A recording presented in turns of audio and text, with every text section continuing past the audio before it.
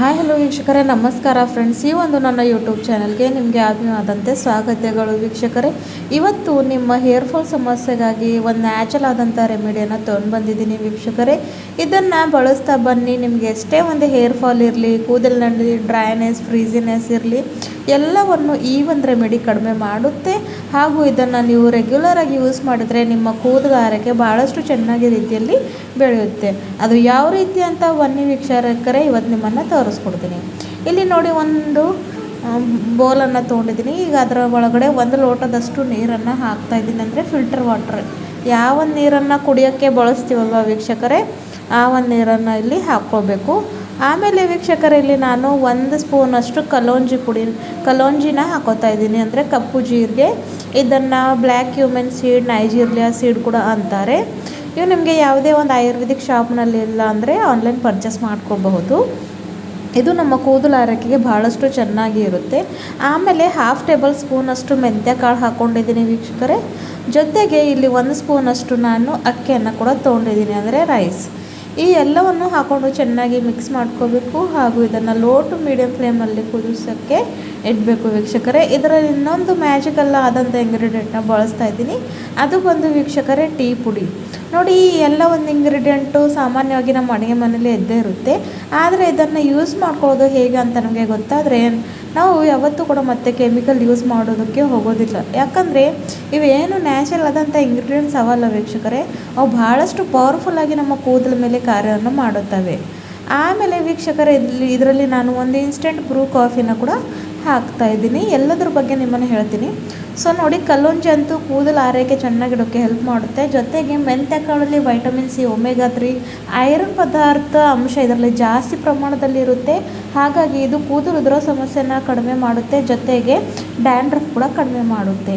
ಆಮೇಲೆ ರೈಸ್ ಹಾಕ್ಕೊಂಡಿದ್ದೀನಿ ವೀಕ್ಷಕರೇ. ಅಕ್ಕಿ ಏನು ಮಾಡುತ್ತೆ ಅಂದರೆ, ಕೂದಲು ಎಷ್ಟೇ ಡ್ರೈ, ಫ್ರೀಸಿ ಆಗಿರಲಿ, ಎಷ್ಟೇ ನಿಮಗೆ ಸ್ಪ್ಲಿಟಲ್ಸ್ ಆಗಿರಲಿ, ಅದು ಅಕ್ಕಿ ಏನು ಮಾಡುತ್ತೆ, ಕಡಿಮೆ ಮಾಡುತ್ತೆ. ರೈಸ್ ವಾಟರ್ ಯೂಸ್ ಮಾಡ್ತೀವಲ್ಲ ಕೂದಲಿಗೆ, ಅದು ಭಾಳಷ್ಟು ಚೆನ್ನಾಗಿರುತ್ತೆ ವೀಕ್ಷಕರೇ. ಹಾಗಾಗಿ ಅದನ್ನು ಕೂಡ ಹಾಕ್ಕೊಂಡಿದ್ದೀನಿ. ಟೀ ಪುಡಿ ಅಂತ ನಿಮಗೆ ಗೊತ್ತಿದೆ, ನಮ್ಮ ಕೂದಲು ಬೆಳವಣಿಗೆ ಮಾಡೋಕ್ಕಾಗಲಿ, ಕೂದಲನ್ನ ಚೆನ್ನಾಗಿ ಸ್ಥಿತಿಯಲ್ಲಿ ಇಡೋಕ್ಕಾಗಿದ್ದು ಹೆಲ್ಪ್ ಮಾಡುತ್ತೆ ಅಂತ ಅದನ್ನು ಕೂಡ ಹಾಕ್ಕೊಂಡಿದ್ದೀನಿ. ಜೊತೆಗೆ ಕಾಫಿ ಹಾಕ್ಕೊಂಡಿದ್ದು ಕೂಡ ಅದಕ್ಕೆ ವೀಕ್ಷಕರೇ. ಕೂದಲು ತುಂಬ ಡ್ರೈ, ಫ್ರೀಸಿ, ಕೂದಲಿನಲ್ಲಿ ಒಂದು ವಾಲ್ಯೂಮ್ನೆಸ್ಸೇ ಇಲ್ಲ, ಕೂದಲು ತುಂಬಾ ಡಲ್ ಆಗಿದ್ದಾವೆ ಅಂದರೂ ಇದು ಕೂದಲಿಗೆ ಒಂದು ಹೊಸ ಹೊಳಪು ಕೊಡುತ್ತೆ. ಕೂದಲನ್ನ ಸಿಲ್ಕಿ ಹಾಗೂ ಶೈನಿ ಹಾಗೂ ಸಾಫ್ಟ್ ಹಾಗೂ ಮಾಡುತ್ತೆ.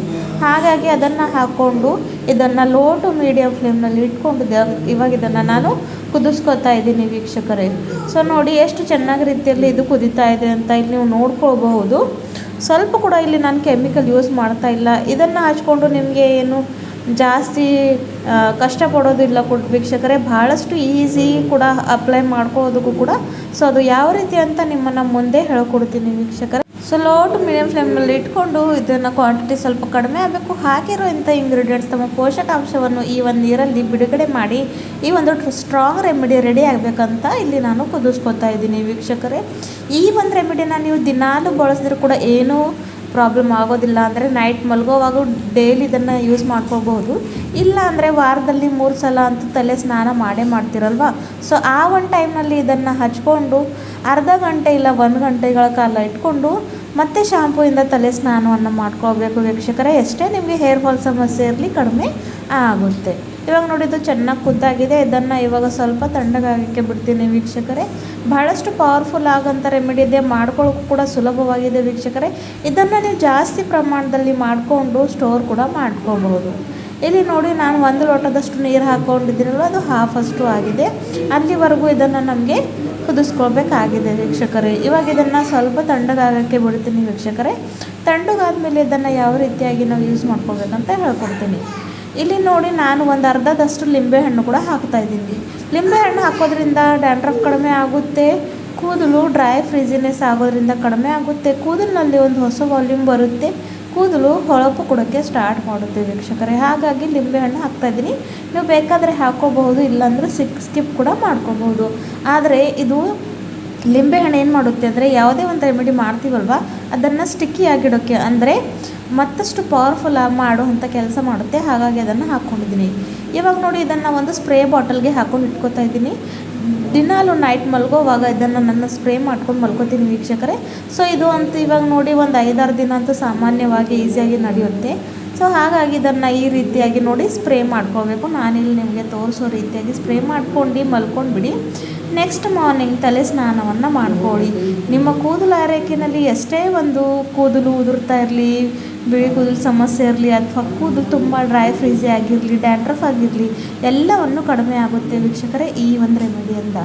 ಸೊ ಈ ಒಂದು ರೆಮಿಡಿ ನಿಮಗೆ ಹೇಗೆ ಅನ್ನಿಸ್ತಂತ ನನ್ನ ಕಮೆಂಟ್ ಬಾಕ್ಸ್ನಲ್ಲಿ ತಿಳಿಸಿ. ಡೈಲಿ ಕೂಡ ಹಚ್ಕೊಂಡ್ರು ಏನೂ ಪ್ರಾಬ್ಲಮ್ ಆಗೋದಿಲ್ಲ ವೀಕ್ಷಕರೇ. ಇಲ್ಲ ಅಂದರೂ ವಾರದಲ್ಲಿ 3 ಸಲ ಅಂತೂ ಹಚ್ಕೊಳ್ಳೇಬೇಕು. ಸೊ ಈ ಒಂದು ರೆಮಿಡಿನ ನೀವು ಕೂಡ ಟ್ರೈ ಮಾಡಿಬಿಟ್ಟಿದ್ರೆ ನನ್ನ ಕಮೆಂಟ್ ಬಾಕ್ಸ್ನಲ್ಲಿ ತಿಳಿಸಿ ಈ ಒಂದು ರೆಮಿಡಿ ನಿಮಗೆ ಹೇಗೆ ಉಪಯೋಗ ಆಯಿತು ಅಂತ. ಮತ್ತೆ ಸಿಗೋಣ ವೀಕ್ಷಕರೇ ಮುಂದಿನ ವಿಡಿಯೋದಲ್ಲಿ ಮತ್ತೊಂದು ನ್ಯಾಚುರಲ್ ಆದಂಥ ರೆಮಿಡಿ ಜೊತೆ. ಸೊ ಅಲ್ಲಿವರೆಗೂ ಟೇಕ್ ಕೇರ್. ನ್ಯಾಚುರಲ್ ಆದಂಥ ವಸ್ತುಗಳನ್ನು ಬಳಸ್ತಾ ಇರಿ. ಮತ್ತೆ ಸಿಗೋಣ. ಧನ್ಯವಾದಗಳು. ಬಾಯ್ ಬಾಯ್.